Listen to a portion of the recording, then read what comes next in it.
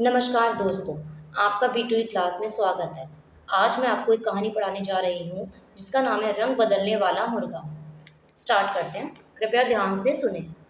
एक गांव में एक बुढ़िया रहती थी। उसके पास एक सफ़ेद मुर्गा था। उस बुढ़िया के पास किस कलर का मुर्गा था? सफ़ेद। बुढ़िया उस मुर्गे को अपने प्राणों से भी अधिक प्यार करती थी। उस गली के सभी लोग उस मुर्गे की खूबसूरती पर खुश होकर बार बार उसे देखा करते थे। एक दिन संध्या संध्या माने शाम के समय तक वह मुर्गा बुढ़िया के घर ना लौटा। बुढ़िया ने कई लोगों के पास जाकर मुर्गे के विषय में पूछा, मतलब मुर्गे के बारे में पूछा, मगर कोई भी ना बता पाया कि मुर्गा कहाँ है। बेचारी बुढ़िया ने इसी चिंता में रात को खाना तक नहीं खाया, क्योंकि वह अपने मुर्गे से बहुत प्यार करती थी। वास्तव में बात यह हुई कि बुढ़िया का मुर्गा 3-4 गलियां पार करके वहां के मुर्गों में मिल गया और दाना चुगते चुगते वहीं रह गया। उन मुर्गों के मालिक कौन थे? सुंदरदास ने अपने मुर्गों को पुकारते वक्त बुढ़िया के सफ़ेद मुर्गे को देखा। उस सुंदर और चमकने वाले मुर्गे को देखते ही उसे हड़पने का लोभ उसके मन में पैदा हुआ कि मतलब मैं उस मुर्गे को हड़प लूँ, अपने पास रख लूँ।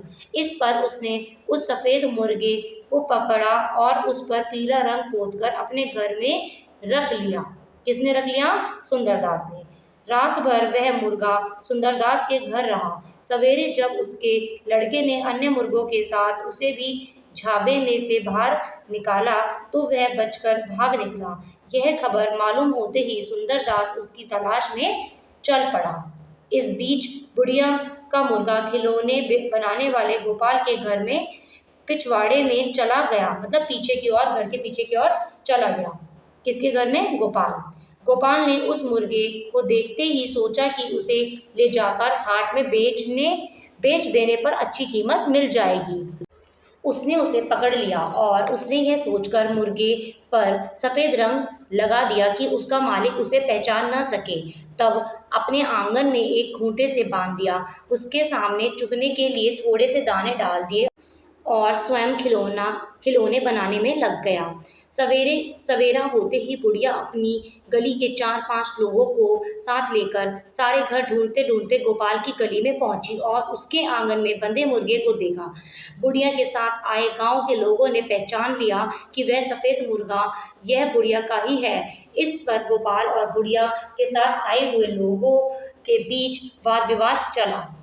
उस वक्त उधर से जा रहे मुखिया ने उस वाद विवाद को देख बुढ़िया से पूछा, बूढ़ी माई, आखिर बात क्या है? बुढ़िया ने बताया कि उसके सफ़ेद मुर्गे को गोपाल उठा लाया है और अपनी गली के लोगों की गवाही भी दिलाई। इस पर गोपाल ने कहा, मुखिया साहब, वास्तव में यह सफ़ेद मुर्गा नहीं है, पीला मुर्गा है। मैंने शौक से इस पर सफ़ेद रंग लगाया है। वहाँ पर इकट्ठी भीड़ में मुर्गे की तलाश में आया हुआ सुंदरदास भी था। उसने पीले रंग का मुर्गा सुनते ही झट कहा, मुखिया साहब, यह पीला मुर्गा मेरा है। मैं आज सुबह से इसकी खोज कर रहा हूँ। कृपया मुझे मेरा मुर्गा वापस दिलाइए। इस पर मुखिया ने गोपाल से कहा, तुमने दूसरे व्यक्ति का मुर्गा चुराकर उसका असली रंग बदल डाला है। इस अपराध में मैं तुम पर 25 रुपए का जुर्माना लगाता हूँ। तब सुंदरदास मुर्गे को उठाकर ले जाने को हुआ, मगर बुढ़िया ने उसका हाथ थामकर उसे वहां से हिलने नहीं दिया। उसने मुखिया को बताया कि वह मुर्गा ठीक उसके सफ़ेद मुर्गे जैसा ही है। सुंदरदास ने मुर्गे के शरीर को कपड़े से पोंछ डाला। तब सफ़ेद रंग की जगह पीला रंग निकल आया। आप देख रहे हैं ना साहब, यह मेरा पीला मुर्गा है। सुंदरदास ने सफाई दी। इस पर भी बुढ़िया की शंका का निवारण नहीं हुआ। तब मुखिया ने एक लोटे में पानी मंगवाया और मुर्गे को साफ धुलवा दिया। इस पर पहले सफ़ेद रंग का पानी निकला, फिर पीले रंग का, अतः में मुर्गे का असली रंग प्रकट हो गया। ठीक है, मतलब देखो कितने चालाक बन रहे थे दोनों के दोनों। ठीक है, सुंदरदास भी और गोपाल भी, दोनों ने उस पर पेंट लगा दिया था ताकि बुढ़िया को पता ही ना चले कि ये उसका मुर्गा है। सुंदरदास, यह क्या, तुमने अपना मुर्गा पीला बताया पर साफ करने पर यह सफ़ेद मुर्गा निकला। मुखिया ने मजाक उड़ाया। जी, मेरी ही भूल थी, मैंने सोचा था कि यह मेरे पीले रंग का मुर्गा है, सुंदरदास ने कहा और वहां से खिसकने को हुआ। मुखिया साहब, ये तो झूठ बोलते हैं। जब मैंने देखा तब इसका रंग पीला था। गोपाल ने कहा। सुंदरदास ने सोचा कि अब झूठ बोलना उचित नहीं।